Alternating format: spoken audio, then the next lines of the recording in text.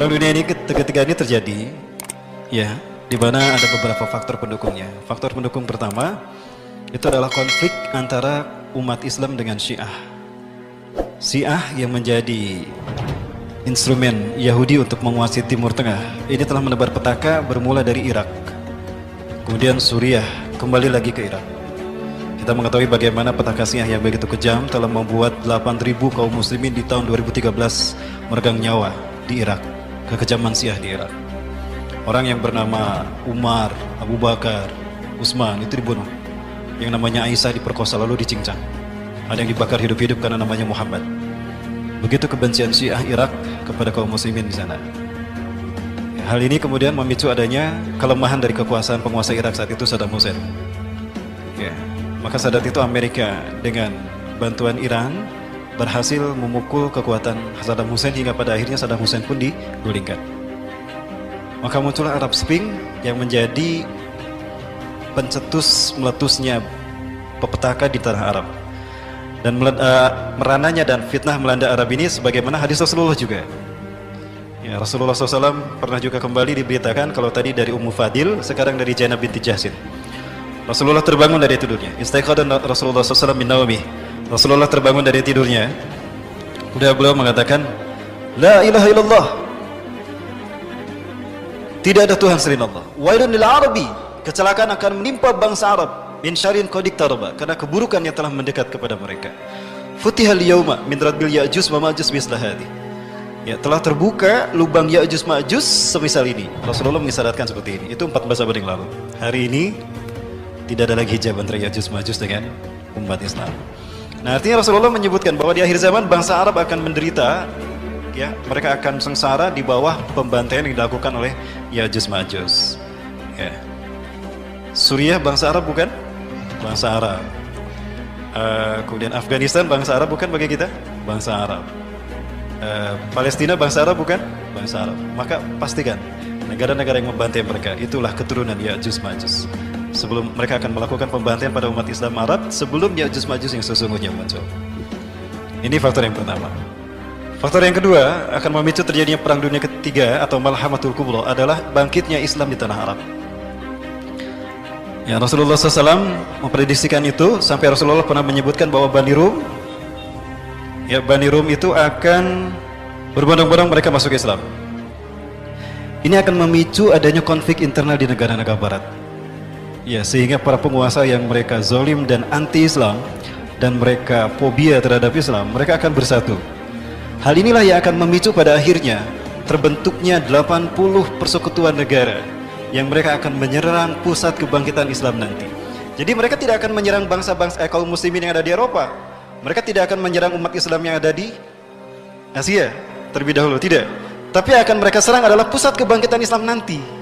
Di mana pusat kebangkitan Islam itu akan terjadi? Rasulullah SAW menyebutkan, Fustatul muslimin yauma malhamatil kubra fi makanin yuqalu lahu Qutah fiha madinatun yuqalu laha Damaskus atau Damaskus.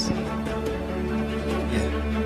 Pusat kekuatan umat Islam nanti, pusat pemerintahan umat Islam di akhir zaman nanti, di perang dunia ketiga sebelum hari kiamat adalah sebuah tempat yang bernama Qutah.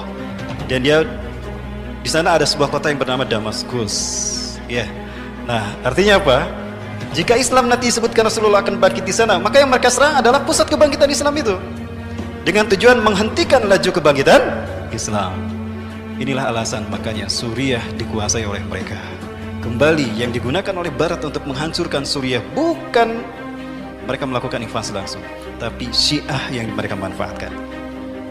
Tadi saya sampaikan, faktor yang pertama yang memicu terjadinya konflik di dunia Timur Tengah yang akan memicu terjadinya perang dunia adalah kezaliman orang-orang Syiah kepada Muslim di Irak, kemudian menyebar ke Suriah. Sadarkah kita Bapak sekalian, jika ini terjadi, ini merupakan pertanda dari telah dekatnya perang dunia itu, bahkan kita sudah memasukinya. Ya, Rasulullah menyebutkan ciri perang dunia itu akan terjadi, Malhamatul Kubra itu terjadi adalah La taqumu sa'atu hatta yatahawwalu syiraru ahli Syam ila al-Iraq wa hyaru ahli al-Iraq ila Syam. Kiamat tidak akan terjadi sehingga seburuk-buruk orang Syam, seburuk-buruk orang Suriah akan hijrah ke Irak, dan sebaik-baik orang Irak akan hijrah ke Suriah. Konflik yang terjadi di Suriah akan menyedot orang-orang terbaik dari luar Suriah berkumpul di sana. dan dia sekaligus akan melempar, akan mengusir orang-orang buruk yang ada di Suriah. Kasus Suriah ini telah menunjukkan pada kita bahwa ini telah terjadi. Berarti kita berada di gerbang kiamat. Ada kemungkinan justru kita sedang berada di perang dunia itu sendiri, tapi kita tidak menyadarinya. Ya, jadi faktor yang pertama tadi adalah meningkatnya konflik Muslim Syiah, bukan Sunni Syiah ya, karena kalau Sunni Syiah berarti Syiah bagian dari Islam. Ingat, Syiah bukan Islam Bapak Ibu, tapi Syiah itu kafir, syirik. Saya yakin yang dimaksudkan Rasulullah SAW ketika bangun dari tidurnya dan mengatakan wailun lil arabi min syarrin qad iqtaraba, kecelakaan akan menimpa bangsa Arab karena keburukan yang telah mendekat kepada mereka. Futihal yauma min radbil ya'juj wa ma'juj mislahati, telah terbuka lubang Ya'juj Ma'juj seperti ini. Pembukaan bagi petaka Ya'juj Ma'juj menimpa Arab dibuka oleh mereka-mereka inilah. Dan untuk mewujudkan ini di wilayah Asia, maka Iran melakukan kerjasama dengan pemimpin tertinggi di negara Asia, salah satu negara terkuat Asia. Inilah langkah-langkah the New World Order. Maka pemicu terjadinya perang dunia ketiga adalah tekanan dari rezim yang zalim kepada kepada rakyat yang mayoritas Muslim, kepada umat Islam. Hal ini memicu munculnya resistensi dari rakyat yang beragama Islam menentang mereka. Di saat itu rakyat sadar kalau virus demokrasi ternyata adalah virus yang membahayakan bagi umat Islam, dan dia telah ditunggangi oleh rezim untuk semena-mena menekan dan membantai rakyatnya sendiri. Ini akan menjadi faktor terakhir yang memicu perang dunia ketiga. Kenapa Suriah dikuasai secara cepat? Yang dikedepankan bisa siapa saja. Isunya bisa terorisme, isunya bisa ada fraksi-fraksi jihad di sana. Tapi sebetulnya intinya Suriah dihancurkan karena mereka yakin Nabi Isa tidak lama lagi akan turun di Aleppo. Ingat Rasulullah bersabda, "Taqarrabaz zamanu linuzuli Isa bin Maryam fiikum." Sungguh telah dekat turunnya Isa bin Maryam di tengah-tengah kalian. Hakaman adlan, sebagai hakim yang adil. Fayaksirus saliba, beliau akan menghancurkan salib. Wa yaqtulul khinzira, beliau akan membunuh babi. Wa yadul jizyah, beliau akan menghapuskan pajak. Wa yafidul mal hatta la yaqbalu ahadun, harta akan melimpah ruah sehingga tidak ada seorang pun yang menerimanya. Wa yanzilu alal manaratil bayda, beliau akan turun di masjid bermenara putih. Di mana itu? Syarqiyah Damaskus, di Damaskus Timur. Di manakah Damaskus Timur? Aleppo.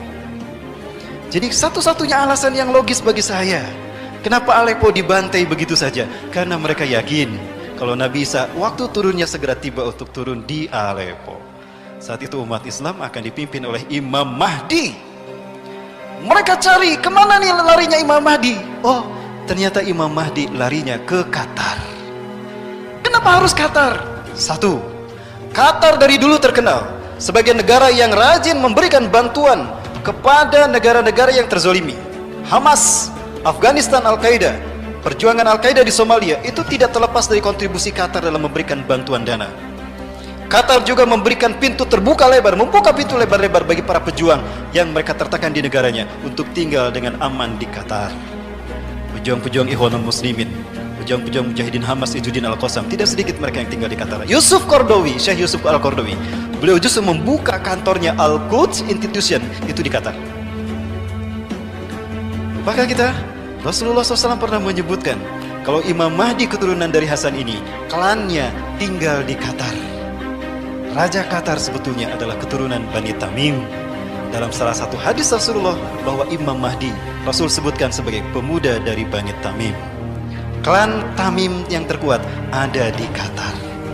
Jadi isu Qatar diserang sebetulnya bukan hanya karena membantu mujahidin, bukan, tetapi mereka yakin Imam Mahdi ini dari keturunan Bani Tamim. Klan Bani Tamim terkuat ada di Qatar. Samemeh Imam Mahdi hijrah ke Madinah, yuk orang habisnya saja di kampung halamannya. Di mana? Qatar. Jadi ini petunjuk bagi kita kalau Imam Mahdi telah ada dan mereka tahu lebih dulu ketimbang kita. Bapak Ibu yang dirahmati Allah. Maka berikutnya, tidak menutup kemungkinan Qatar ini akan diserang dan ini akan memicu terjadinya perang Arab. Rasulullah menyebutkan Arab saat itu akan bersekutu dengan Bani Rum untuk memerangi musuh di belakang kalian. Bapak Ibu yang dirahmati Allah, lupakah kita kalau Rasulullah bersabda, kalian hai kaum muslimin di bawah pimpinan Imam Mahdi akan memerangi semenanjung Arabia dan kalian akan menang. Hari ini terbuka lebar, konflik Qatar akan memicu terjadinya perang dengan semenanjung Arabia dan umat Islam akan menang. Artinya Imam Mahdi tidak lama lagi akan muncul. Allah membukakan semenanjung Arabia untuk kalian. Kemudian kalian akan memerangi Persia, maka kalian akan menang. Allah membukakan Persia untuk kalian. Kemudian kalian akan memenangi Bani Rum, dan Bani Rum akan kalah. Allah memberikan kemenangan atas kalian. Kemudian kalian akan berperang bersama Dajjal. Bapak Ibu, Dajjal tidak akan keluar melainkan apabila Suriah sudah hancur luar biasa. Hari ini Suriah sudah hancur atau masih utuh?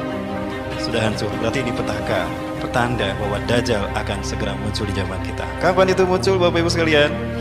Ciri kalau Dajjal sudah muncul di tengah-tengah kita apabila kita mendengar satu, Madinah gempa 3 kali. Sudah mendengar belum Madinah gempa 3 kali?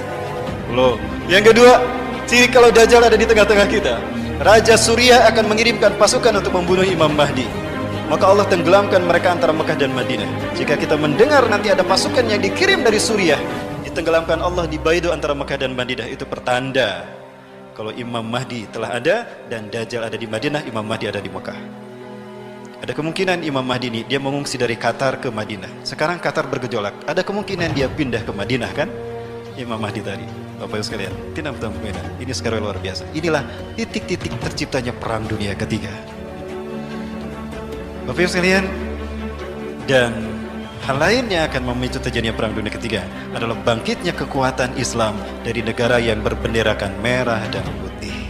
Kekuatan merah putih ini akan menjadi kekuatan perang dunia. Jangan salah, tidak akan sedikit nanti mereka yang datang ke Indonesia apabila Indonesia chaos. Beberapa mujahidin Timur Tengah berkata kepada saya, mereka mengatakan, "Ayuhal ikhwati muslimin al-Indonesia, in tahdusul mahlaka fi biladikum fantaziru hudurana." Hai Muslim Indonesia, jika perang terjadi di negara kalian, tunggulah kehadiran kami mujahidin. Itu tidak lama lagi akan terjadi. Aksi kita berikutnya akan lebih dahsyat, maka persiapkan nama-nama kita untuk aksi bela Islam berikutnya, karena ini pasti episodenya akan lebih seru lagi. Betulkah demikian? Kita tunggu apa yang Allah kehendaki. Selamat datang di Indonesia akhir zaman, dan selamat datang di Perang Dunia Ketiga.